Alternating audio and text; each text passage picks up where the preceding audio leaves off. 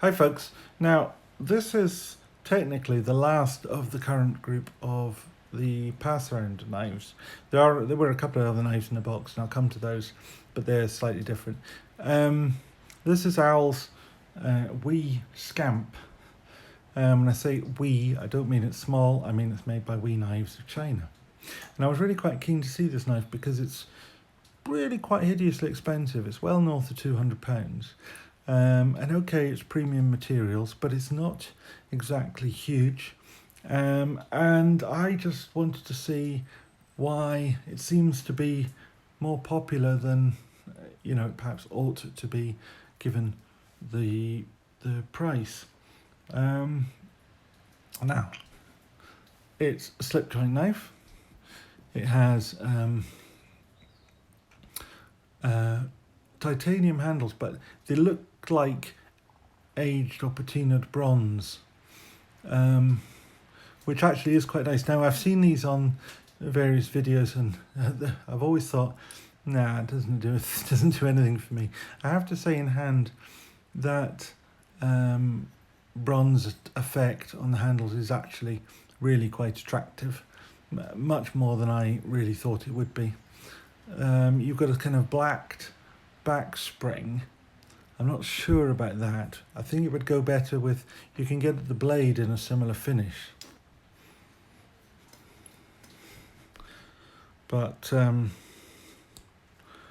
this one here, oops, can't see through there's a sort of parallax error, and you think you're going one way and it's the other. Yeah, this one has a kind of satin finished, longitudinal satin, which is quite nice actually, blade. So the blacked back spring and blade don't really go together so well. There is a blacked version of the blade, and I think that would probably go better with that back spring. But it's a nice blade. I mean, there's nothing really to write home about in it though. There's no great, dear me, I don't know what to do about this lighting, but I need a better setup. It's quite plain. You've got the plunge line there, which is quite attractive. I wouldn't really call it a choil. I mean, there's sort of a sharpening choil, or a sharpening slope is probably more accurate. In terms of blade shape, it's fairly constant, a little distal taper, but it just comes to a point towards the end.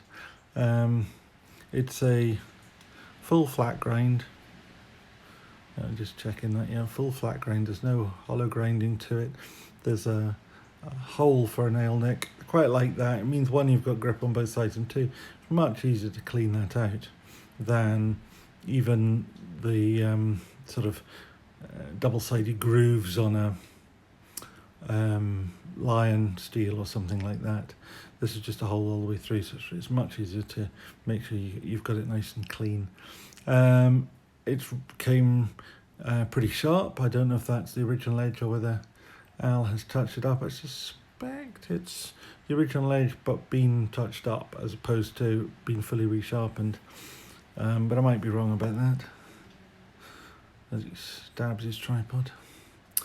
There's a stop pin inside, so you're not wholly reliant on that kick, which is probably just as well, because that kick is almost in line with the blade edge, but with the stop pin, there's no problem.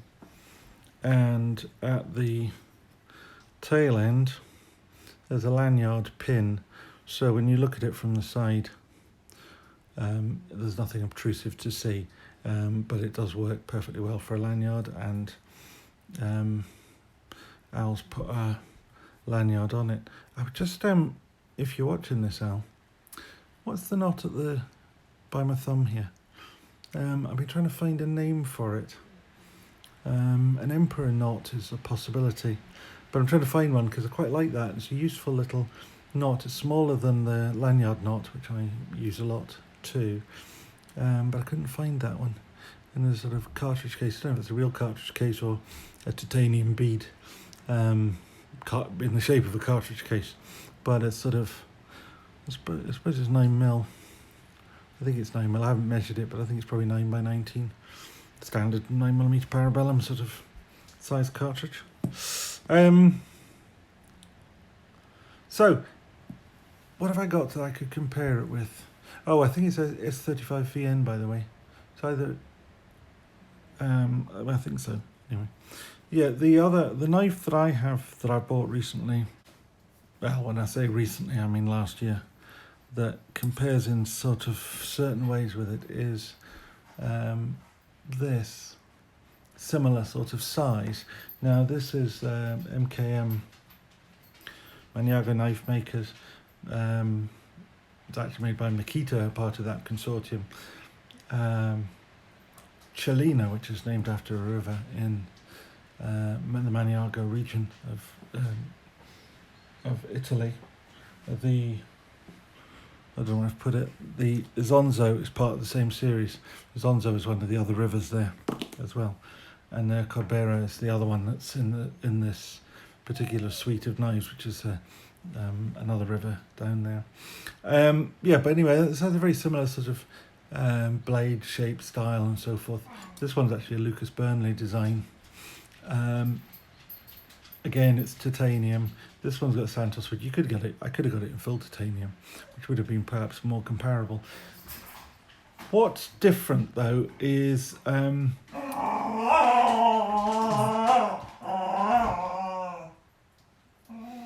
there's an awful lot of machining in this handle, whereas the Cellina is much simpler. Both have, well, this isn't really a crown spine, it's more of a chamfered spine. This one's a crown spine, but that's a sort of similar level of machining. A little bit of jimping on this one, which seems pointless. I'd rather it didn't have it. Both have a hole instead of a nail nick. Both have a similar amount of flatness in the grind. Both are flat as opposed to hollow. This one does have a little bit of flat on it here, which is, there is a tiny little bit of flat here, but only the tiniest amount. But a similar kind of cutting and piercing and so forth shape, and in hand a similar amount of knife, because although this one has this sort of guard area here, the actual bit that's in your hand it feels fairly similar. What's the real difference though? The real difference is this one costs almost twice as much as this one. And I find that just a little bit hard to take. I really, despite all of that lovely machining in the handle here, I can't get too excited about this knife. I think it's one I've had now, I've had it for a week or 10 days.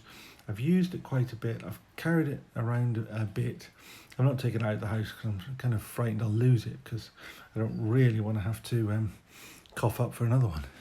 But I think I actually prefer this, which I'm rather taken with. But it's not about that knife, it's about this one.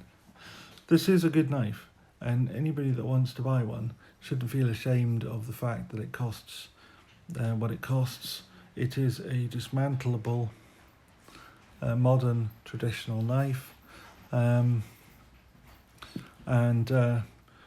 you know, it is very nice. But I couldn't bring myself to pay that much money for that. No, but it's a good knife. It's well made. It's good materials. There is no billboarding on it at all. The only thing to tell you, any information about it, is the We logo in that sort of bronze coloured pivot. There's absolutely no billboarding on the blade or the back, which I thoroughly approve of. Does mean it'll make in future people will try and look these things up and they'll have nothing to go on. They'll just have to kind of search through internet images of one knife after another, trying to find something that looks like this. That's when we'll go back. It's like going back to the days before we had the internet, where people actually valued knowledge and experience, and they didn't just go on the internet, stick in a product code number off the blade or whatever, or even search for. See, this one is interesting. Get the right way up. Inside the handle there. Get my thumb out the way.